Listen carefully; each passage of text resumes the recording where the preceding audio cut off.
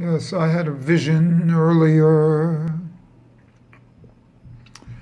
of Ein Sof as being Keter. But in further analysis, this Keter is really the Yud that remains in the vacuum when Ein Sof removes himself to the peripheries. And this Botzina de Kartanuta, this heart spark, is a Yud, which is actually the drop of semen. This drop of semen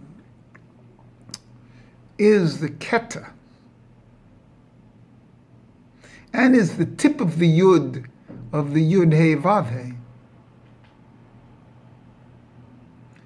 And its gematria of Keter is 620, and half of that to make a Shelem Vehetzi is 310, which is Yesh Ma'ayin, because ayin may be that level within the Keter, within that level of Ein Sof, and then the first level is ayin, and that is the Keter. And so this level of 930, which is Shalem Vehetzi of the 620 of Keter, and is the Yud and the drop, and, well, 930 is Adam. The Adam Kadmon lived 930 years. The first man lived 930 years, and that's a Shelem Vehetzi from Keter. But what I'm into now is understanding the womb, being back into Ima, which is when one sleeps. One returns to the womb. And so my return to how did I unfold from absolute consciousness in Ein Sof? I unfolded in it in the Botzina de Kartanuta as a drop, and then mercifully brought down by Abba and Ima, father and mother, who in total unity and all-time unity, they never separate. And from this separation, in love, in ahava, and then the third partner is Hashem. So it's Hokmah, or Abba, Ima, there's Hokmah and Bina, and Keter as the drop from the Yud, the tip of the Yud. And these three partners come, and how do they unite? They unite in Da'as, V'Da'as. And the Da'as is 480 in Gematria with the Vav. And that's the Sitra Akra. And so this unity brings me out of Ein Sof. Brings me out of bliss. It brings me out by physicality, by its union of its Vadas. Vav is the Kav.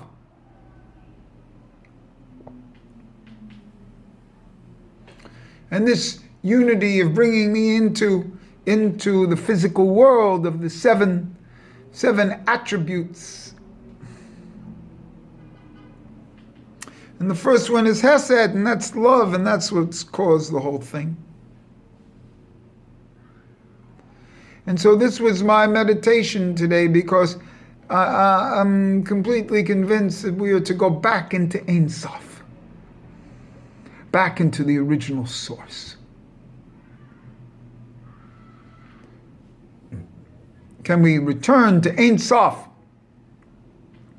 Or we limit it into Keta, the crown, which is above the head. Remember, a crown is above the head. In a certain sense, it's the ayin, the Ein. And then above that is the Ein Sof.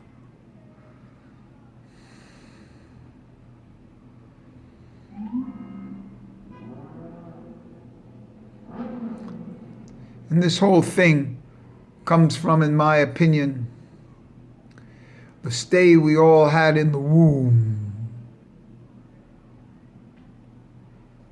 And this entire Chokmah, Bina, or Abba, Ima, and Keta, you see. Each one of them, in a certain sense, giving 130, which is half of Keta. Keta splits into 130 on the right and 130 on the left. That's the two Yesh.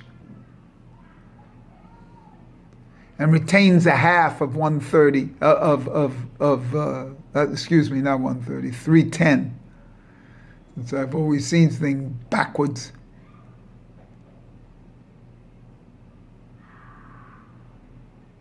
And so it's 310, 310, and 310, that's 930, and that is the years of Adam.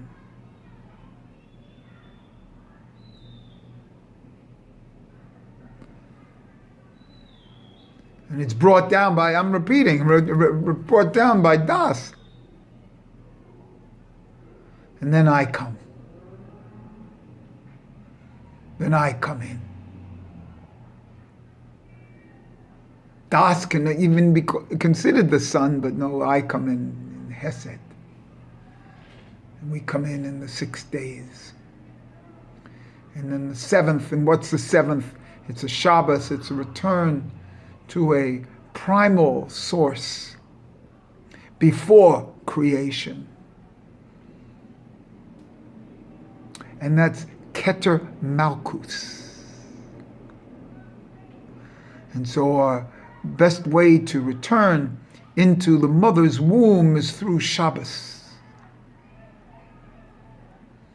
And this is great consciousness of the mother. The return comes back up and makes an Ouroboros with itself. And it's a perpetual circle. And within that circle is the drop. That starts the circle again. And that circle is a letter Samach.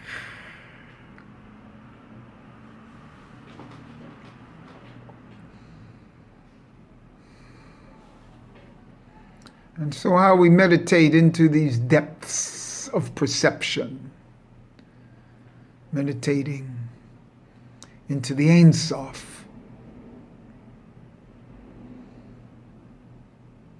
You can waste time building buildings here, buying a car,